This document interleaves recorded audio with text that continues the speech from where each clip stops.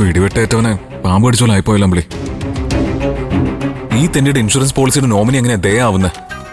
അവനൊരു ഭാര്യ കുഞ്ഞുണ്ടായിരുന്നതല്ലേ? എനിക്കൊന്നും അറിയില്ല രഘുവേട്ട. ദയയുടെ സ്വഭാവം പോലെ തന്നെ അവൾക്ക് തിരിച്ചടി കിട്ടിക്കൊണ്ടിരിക്കുക. അല്ലെങ്കിൽ പിന്നെ ആ നന്ദു ചത്തിട്ടും അവനെ കൊണ്ടുള്ള ശല്യം തീരാതിരിക്കൂ. ഇതൊക്കെ കാണുമ്പോ അച്ഛൻ ഉടനെ ഒന്നും തിരിച്ചു വരില്ലെന്ന് തോന്നിപ്പോവാ. ഇതെങ്ങാനും അച്ഛന്റെ കയ്യിലാണ് കിട്ടിയിരുന്നതെങ്കിൽ നമ്മൾ എന്തിനൊക്കെ സമാധാനം പറയേണ്ടി വന്നേനെ രഘുവേട്ട.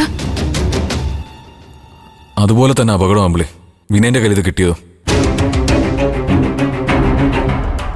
അവനത് വായിച്ച് കാര്യങ്ങളൊക്കെ മനസ്സിലാക്കിയ സ്ഥിതിക്ക് ഇതിനി ആരുടെ കാതിലും എത്താം. അങ്ങനെ അവൻ ചെയ്യോ? വിനയൻ ആളാകെ മാറി പുതിയൊരു മനുഷ്യനായിന്നല്ലേ രഘുവേട്ടൻ പറഞ്ഞേ? അതൊക്കെ ശരി തന്നെ.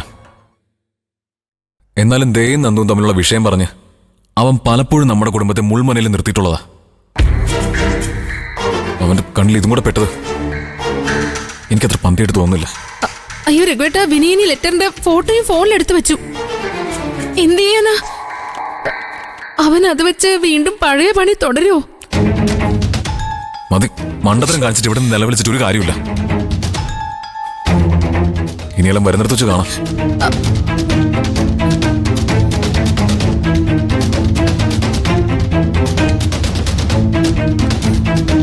രഘുവേട്ട, വിനയനെ വിളിച്ച് രഘുവേട്ടനൊന്ന് സംസാരിക്ക. അല്ല, അവൻ ഇരിക്കുമ്പോ തന്നെ ഈ ലെറ്റർ വന്നതിൽ പോലും എനിക്കിപ്പോ സംശയമുണ്ട്. ഇനി അവൻ തന്നെ ആയിരിക്കും രഘുവേട്ട ഇത് അയച്ചത്. ചീരു പറഞ്ഞതുപോലെ എല്ലാം അവന്റെ അഭിനയമാണെങ്കിലോ, ഈ കുടുംബത്തിലേക്ക് നുഴഞ്ഞു കയറാനുള്ള വിനയന്റെ പുതിയ തന്ത്രമാണെങ്കിലോ ഇതൊക്കെ. രഘുവേട്ടൻ ഇപ്പൊ തന്നെ ഒന്ന് അവനെ വിളിക്ക്. അമ്പിളി, വിളിച്ചിട്ട് ഞാൻ അവനോട് എന്താ പറയണ്ടേ?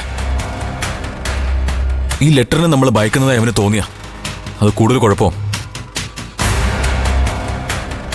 ആദ്യം ഇത് വന്നത് ഏത് വഴിക്കാന്ന്, ഇതിന്റെ പിന്നിൽ ആരാണെന്നും അറിയണം. നീ വേഗം പോയി റെഡിയാവുമ്പളേ നമുക്ക് തറവാട്ടിലേക്ക് പോവാം. അതെന്തിനാ രഘുവേട്ട? ഈ വിവരം അറിഞ്ഞ് അവരും കൂടി വിഷമിക്കില്ലേ? വിഷമിക്കട്ടെ, കാര്യത്തിന്റെ ഗൗരവം എല്ലാവരും മനസ്സിലാക്കട്ടെ. ഇതിവിടെ കൊണ്ടൊന്നും തീരുമെന്ന് തോന്നില്ല അമ്പിളി. ഇതിന് പിന്നിലെ വലിയ എന്തോ ഗൂഢാലോചനയുണ്ട്. അതിന് പിന്നിൽ പ്രവർത്തിച്ചവര് താമസിക്കാതെ തറവാട്ടിലും എത്തും. അപ്പൊ അവിടെയുള്ളവർക്ക് ഇതിനെക്കുറിച്ചൊരു ധാരണ വേണ്ടേ? അത് ശരിയാ. ഞാൻ വേഗം മോളെ ഒരുക്കട്ടെ. നമുക്കിപ്പൊ തന്നെ പോവാം.